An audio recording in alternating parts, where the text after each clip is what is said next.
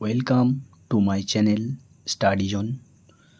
Study জোনের পক্ষ থেকে তোমাদের সবাইকে স্বাগত। নিশ্চয়ই থাম্বনেল দেখে তোমরা বুঝে গিয়েছো ভিডিওটি কি হতে চলেছে। এই সবেমাত্র তোমরা সদ্য প্রথম সেমিস্টার দিয়ে এসেছো এবং সেকেন্ড সেমিস্টারের জন্য নিজেদেরকে রেডি করছো। প্রথম সেমিস্টারে কম সময়ের মধ্য দিয়ে আশা করি যথেষ্ট সুন্দরভাবে পরীক্ষাটা দিয়েছো এবং সেকেন্ড সেমিস্টারে যথেষ্ট টাইম তোমরা পাবে। সেই টাইমের মধ্যে সঠিকভাবে নিজেদের টপিক সম্বন্ধে জানা এবং কোন অধ্যায়ে কত নম্বরের প্রশ্ন আসবে, কোন অধ্যায় থেকে ছোট প্রশ্ন হবে, কোন অধ্যায় থেকে বড় প্রশ্ন হবে, এ বিষয়ে সমস্ত খুঁটিনাটি ভিডিওর মধ্যে পেয়ে যাবে। সুতরাং ভিডিওটি স্কিপ না করে দেখতে থাকো। তো চলো দেখে নেওয়া যাক একাদশ শ্রেণী class 11 semester 2 history new syllabus 2024-25। দেখো, আমরা কিন্তু এর আগে ইউনিট 3 পর্যন্ত পড়ে এসেছি প্রথম সেমিস্টারে, সেটা আমরা এক্সামও দিয়ে এসেছি। এবার শুরু হবে সেকেন্ড সেমিস্টার, আর সেকেন্ড সেমিস্টারে শুরু হবে ইউনিট 4 থেকে। ইউনিট 4 রাষ্ট্রের প্রকৃতি। রাষ্ট্রের প্রকৃতির মধ্যে পয়েন্ট করেছেন রাষ্ট্রের প্রকৃতি, রাষ্ট্রের আদর্শ আদিরূপ। তার মধ্যে সাব পয়েন্টগুলো কী কী আছে, অর্থাৎ আমাদের কী কী পড়তে হবে এই অধ্যায়ের, সেগুলি জেনে নেব। ভারতীয় প্রেক্ষাপট, কৌটিল্য, অর্থশাস্ত্র এবং রাষ্ট্রীয় নৈপুণ্য, জিয়াউদ্দিন বারনী, ফতোয়া ই জাহানদারি, দিল্লির সুলতানদের অধীনে রাজ্যের প্রকৃতি। দেখো সাব পয়েন্ট বি, ইউরোপীয় প্রসঙ্গ, গ্রিক এবং রোমান বিশ্ব, টমাস ক্রোমওয়েল এবং নতুন রাজতন্ত্র, প্রাথমিক আধুনিক রাষ্ট্রের বৌদ্ধিক ভিত্তি। ইউনিট 4-এর দ্বিতীয় পয়েন্ট শাসনের যন্ত্রপাতি। সাব পয়েন্ট হিসেবে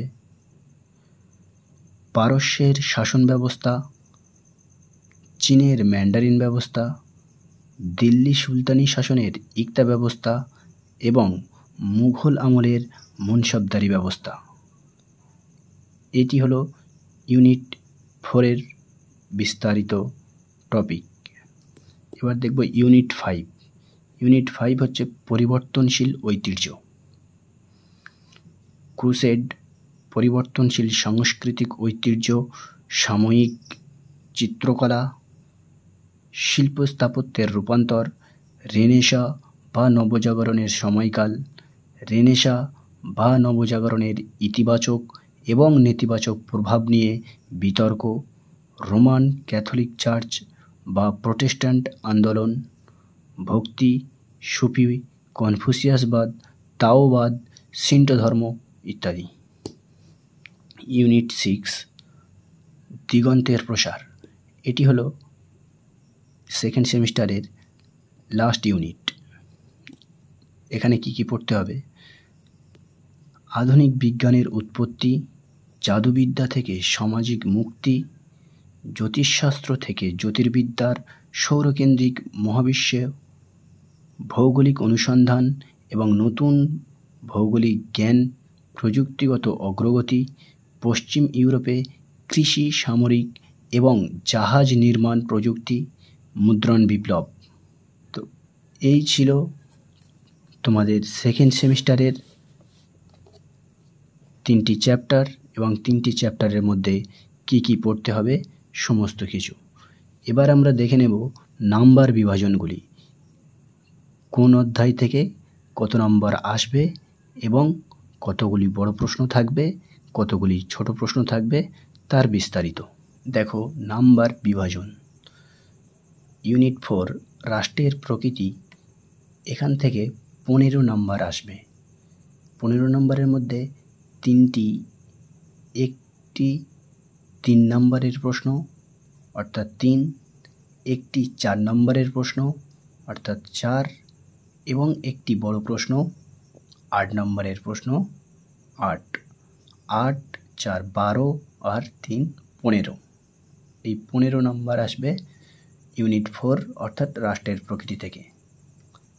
ইউনিট 5 পরিবর্তনশীল ঐতিহ্য, এখান থেকে 10 নম্বর আসবে। 10 নম্বর কি আসবে দেখে নাও। 3 নম্বরের প্রশ্ন আসবে 2টি অর্থাৎ 6, 4 নম্বরের প্রশ্ন আসবে 1টি অর্থাৎ 4। এই অধ্যায় থেকে কোনো বড় প্রশ্ন তোমাদেরকে করতে হবে না। এবার দেখে নেব ইউনিট 6 দিগন্তের প্রসার। এই অধ্যায় থেকে 15 নম্বরের প্রশ্ন আসবে।